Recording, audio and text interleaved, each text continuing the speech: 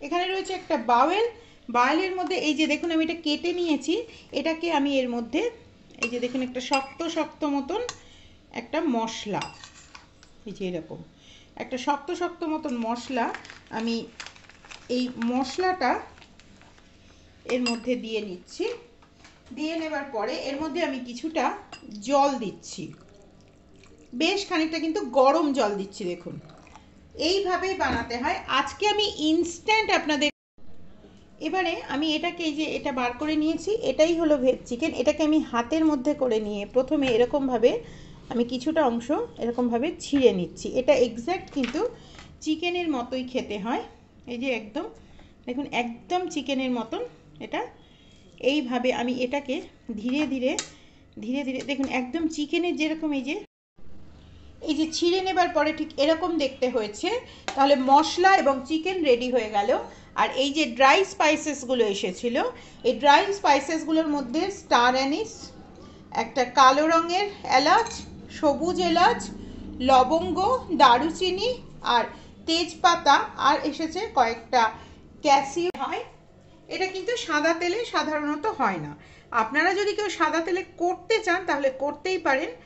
এই যে দেখুন খুব বেশি যে তেল দিলাম তাও নয়, দেখুন মোটামুটি এটা একটু গরম হয়ে গেছে।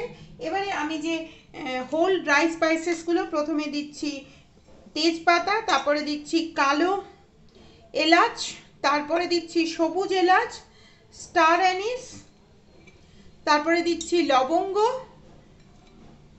এটা দিচ্ছি দারুচিনি, আর দিচ্ছি কয়েকটা ক্যাশিউ। এই সমস্ত দিয়ে আমি এটাকে একবার ভালো করে প্রথমে ভেজে নেব। এর মধ্যে আমি দেব সামান্য একটু পরিমাণে সাদা জিরে, দিয়ে এটাকে একবার ভালো করে আমি ফ্রাই করে নেব।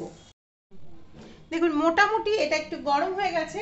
এবারে আমি যে হোল ড্রাই স্পাইসেসগুলো প্রথমে দিচ্ছি তেজপাতা, তারপরে দিচ্ছি কালো এলাচ, তারপরে দিচ্ছি সবুজ এলাচ, স্টার অ্যানিস, তারপরে দিচ্ছি লবঙ্গ, এটা দিচ্ছি দারুচিনি, আর দিচ্ছি কয়েকটা ক্যাশিউ। এই সমস্ত দিয়ে আমি এটাকে একবার ভালো করে প্রথমে ভেজে নেব।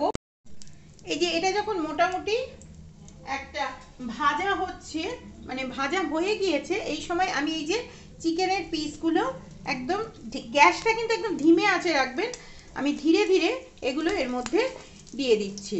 আজকে আমি আপনাদেরকে এই ভিগানটা আমি ইনস্ট্যান্ট ভিগান দিয়ে দেখালাম।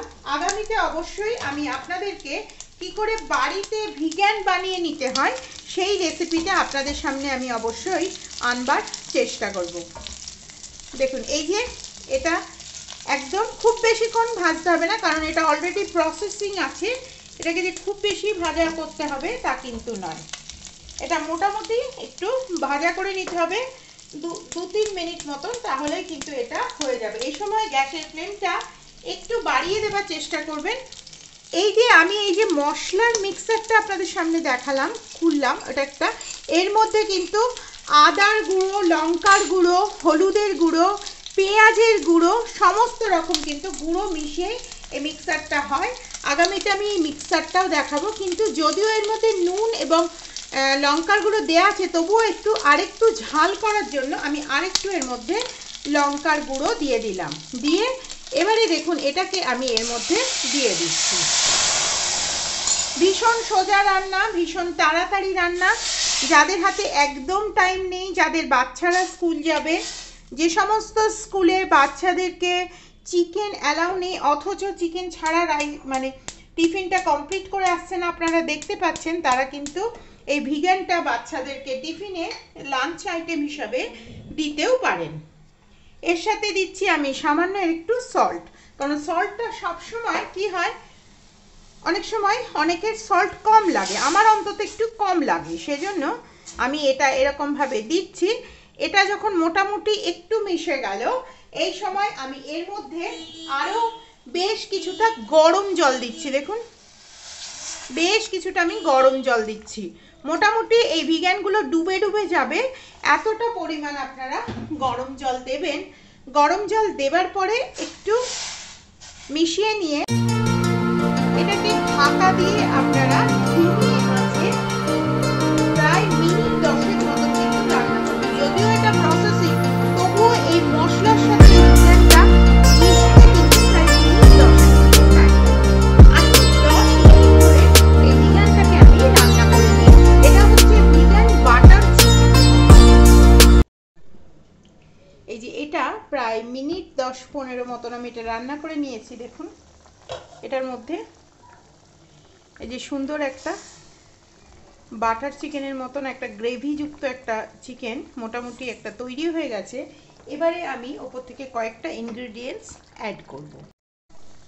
এর মধ্যে প্রথমে আমি এই তেজপাতাগুলোকে তুলে নিচ্ছি, কারণ তেজপাতাগুলো সেদ্ধ হয়ে গেলে তেজপাতার আর কোনো প্রয়োজনীয়তা থাকে না।